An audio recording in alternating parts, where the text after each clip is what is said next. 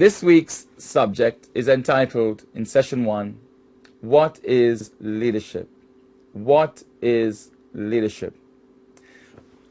We must come to an understanding if we are to progress any further as we go through the other 10 sessions by understanding clearly what leadership really is all about. What really is leadership? I've had the opportunity to sit at the feet of some of the greatest leaders in this country. I've had the opportunity of reading many books, watching many tapes, listening to many audio cassettes. I've also had the opportunity of reviewing some of the greatest leaders who have ever lived, who have passed on, and to get an understanding and a feel as to what leadership meant to them. In putting all that information together, I'd like to share with you a definition of leadership that I have put together. The definition is this: an effective leader is one who is able to influence, inspire, and empower others to unleash their unlimited potential. Let me repeat that. An effective leader is one who is able to influence, inspire, and empower others to unleash unlimited potential. What is unlimited potential? Potential is what you can become, but you have not yet become. It's what you can do that you have not yet done. Dr. Miles Monroe puts it beautifully when he said, "The richest place on the planet is a graveyard." Because that's the place that many of us have buried our talents, our gifts, our abilities, our potential. Rather than fulfilling those tasks and those gifts on the earth, we have taken them to the grave.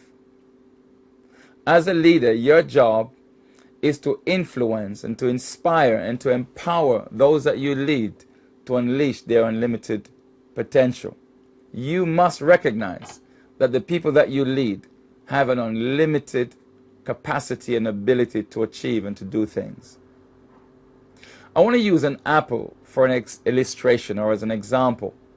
If you were to cut an apple open and take out the seed, and you were to put it on a weight, I almost guarantee you that the scale wouldn't even move.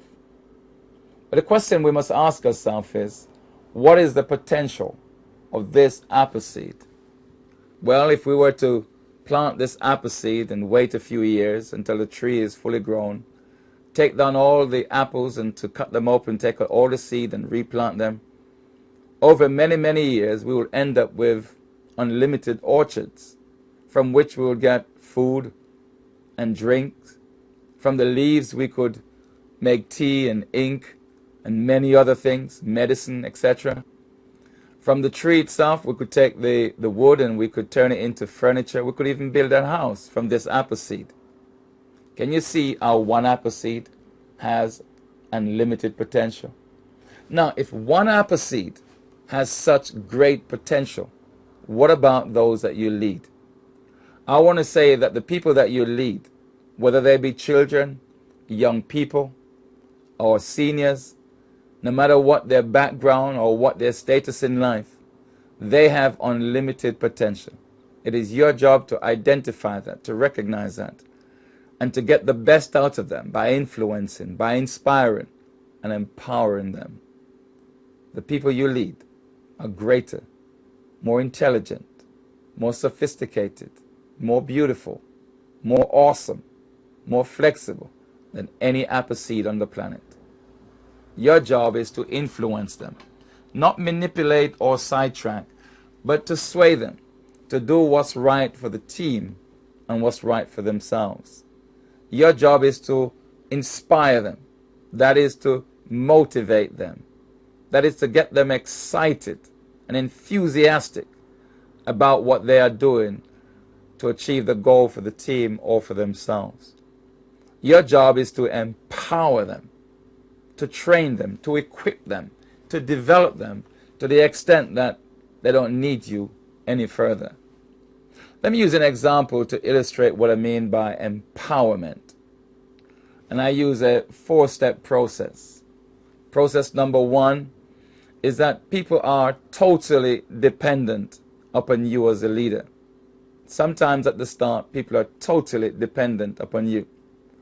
As you train them and as the time goes by, they move to step number 2, where they are interdependent. In other words, they only need you a certain amount of the time, maybe 50-50 as an example.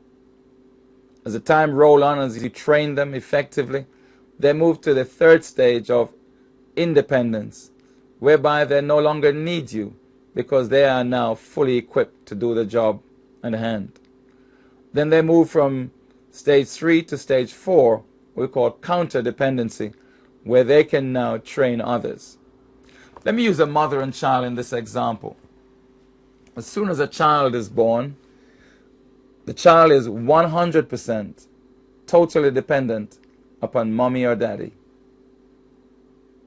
As the years move on, that child grows up, maybe now at the age of 5 or 6. This child can do some things for him or herself, but is dependent also sometimes upon mommy or daddy. So we call step 2 interdependence. The word inter means between. The child is now 18, 19, 20, 21.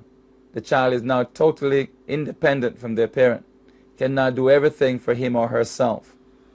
The child then moves on from step 3 to step 4 to counterdependency, where the child now has his or her own child and do the process all over again.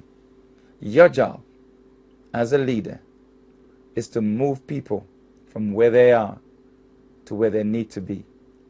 Move them from the stage of chicken to eagle, from cat to lion. Your job is to influence them, to sway them, to persuade them. Your job is to inspire them, to enthuse, to motivate, to excite them, to get them so motivated that they believe they can do anything they put their mind to. Your job is to train them. One of the best forms of training that I've ever come across in terms of leadership development is on-the-job training. It's not so much in the classroom, sitting down in front of a desk or in front of others, if you like, and being lectured to. No, it's on-the-job training. You learn to play the flute by playing the flute. You learn to swim by getting in the water and swimming. People become effective when you delegate to them.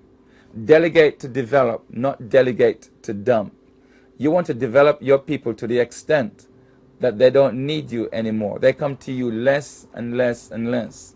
Your job is to equip them, to serve them, to give them all that they need to do the job at hand. Therefore, leadership is the ability to influence, to inspire, and to empower those that you lead to unleash their unlimited potential. That's right. It is my firm belief that everyone that you lead has unlimited potential. The question has been asked on numerous occasions, what is the difference between a leader and a manager? I believe there's really only one difference. The difference is this. As a manager, you could be a manager of a department, managing resources and not people. But you're a manager. But as a leader, you cannot lead without leading people. The minimum amount of people that you can lead is 1. The greatest number, we don't know. It's as much as possible. But you can be a manager whereby you manage resources, but you do not manage people. But you cannot be a leader unless you're leading people. However, as a leader, you're also a manager. But as a manager, you may not necessarily be a leader until you're leading people. I want to say thank you so very much for tuning in to session 1. I look forward again when we can tune into session 2. I want to say take care of yourself, your family, and each other until we meet in part 2. Bye-bye.